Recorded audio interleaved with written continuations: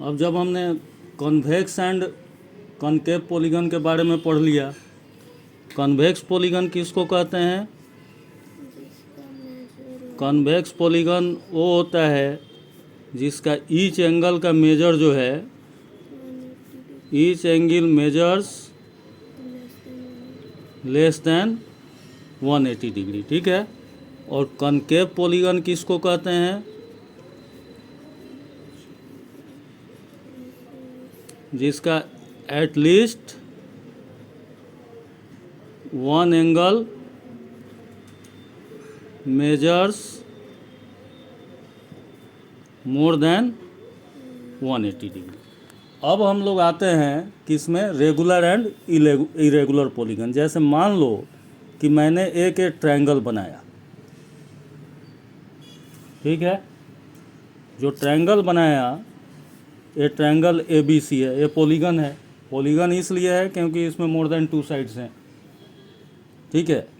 तो अब ये बनाया मैंने, मान लो कि ए इक्वल है और ये तीनों साइड इसके इक्वल है, और ए एंगल 60 डिग्री का है, ए भी एंगल 60 डिग्री का है, एंड ए भी एंगल 60 डिग्री का है, मतलब तीनों एंगल भी बराबर हैं। तो ए जो हो जाएगा ये रेगुलर पॉलीगन हो जाएगा, ठीक है। मतलब हम बोल सकते हैं कि ये polygon in which all sides are equal length and all the angles are of same measures is called regular polygon. मतलब a polygon in which all the sides are of equal length and each angles are of equal measures is called regular polygon, ठीक है। अब हम इसको क्या बोल सकते हैं? अब रेगुलर पॉलीगन है मतलब कि ये जिस एंगल के तीनों साइड बराबर होते हैं, जिस ट्रायंगल के तीनों साइड बराबर हैं और तीनों एंगल सेम मेजर्स के हैं, तो इसको क्या बोलते हैं? इक्विलैटरल ट्रायंगल बोलते हैं। मतलब an equilateral triangle is a regular polygon, ठीक है। सेम इसी टाइप से अगर आपको ये स्क्वायर बनाते हैं, तो हम जानते हैं कि ये स्क्वायर के चारों साइड जो होते हैं, चारों साइड्स इक्वल होते हैं स्क्वायर के, और चारों एंगल कितने का होता है? चारों एंगल राइट एंगल होता है, 90 डिग्री 90 डिग्री 90 डिग्री 90 डिग्री, ठीक है।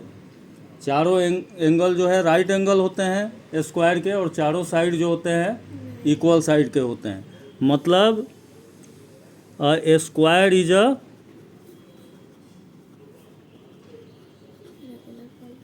Regular polygon. मतलब ये स्क्वायर जो है वो भी रेगुलर पॉलीगन है। अब इसमें एक चीज़ हम और देखते हैं, मैंने क्या बोला था कि कॉन्वेक्स पॉलीगन में क्या होता है? Each angle measures less than 180 degree. मतलब ईच एंगल जो है 180 डिग्री से कम होना चाहिए। तो इसका मतलब ये है कि कोई भी रेगुलर पॉलीगन होगा, जैसे स्क्वायर है, ट्रायंगल है, कोई भी रेगुलर पॉलीगन है, तो उसके कोई भी एंगल जो होंगे ना रेगुलर पॉलीगन के, वो सारे 180 डिग्री से कम होंगे, 180 डिग्री से सारे कम होंगे। तो जब सारे 180 डिग्री से कम होंगे तो इसको कन्वेक्स पॉलीगन भी बोल सकते हैं। कहने का मतलब ये हुआ कि all regular polygons are convex polygon. जितने भी रेगुलर पॉलीगन होंगे वो सारे क्या होंगे? कॉन्वेक्स पॉलीगन होंगे, ठीक है। तो इसमें हमने क्या क्या सीख लिया? पहले तो ये सीख लिया कि रेगुलर पॉलीगन।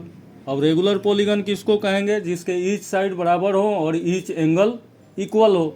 सेम उस तो ईच साइड बराबर, जैसे इक्विलेटरल ट्रायंगल का क्या होता है कि ईच साइड बराबर होता है, ईच एंगल इक्वल होता है, तो वो रेगुलर पॉलीगन हो गया। फिर हमने क्या देखा एट द सेम टाइम कि जिस पॉलीगन के ईच एंगल का मेजर्स 180 डिग्री से कम होता है, मतलब लेस देन 180 डिग्री होता है, तो वो क्या हो जाता है? कन्वेक्स पॉलीगन हो जाता है। मतलब कि जितने भी रेगुलर पॉलीगन होंगे वो सारे क्या हो जाएंगे? कन्वेक्स पॉलीगन हो जाएंगे। अब इसी तरह हम आते हैं इरेगुलर पॉलीगन पे।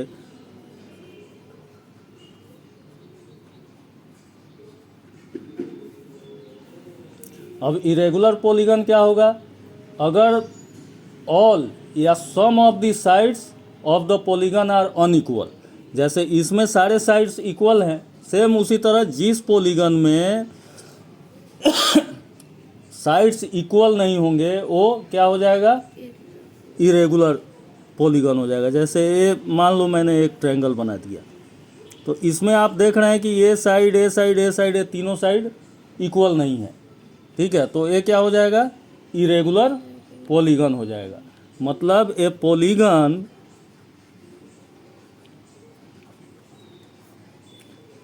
Is said to be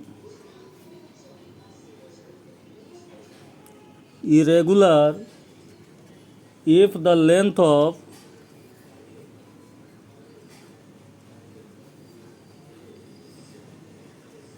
all or some of the sides of the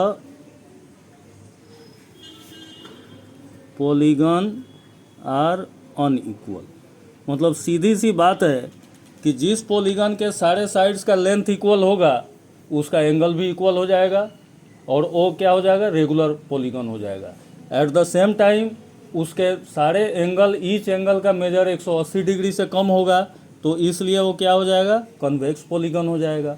और जिस पॉलीगन के सारे साइड्स या कोई भी दो साइड्स अगर इक्वल नहीं होते हैं तो वो क्या हो जाएगा? इरेगुलर पॉलीगन हो जाएगा। तो इस तरह से हमने क्या देख लिया? Concave, convex polygon, concave polygon, regular polygon और इरेगुलर पॉलीगन। अब measures of the polygon next episode में।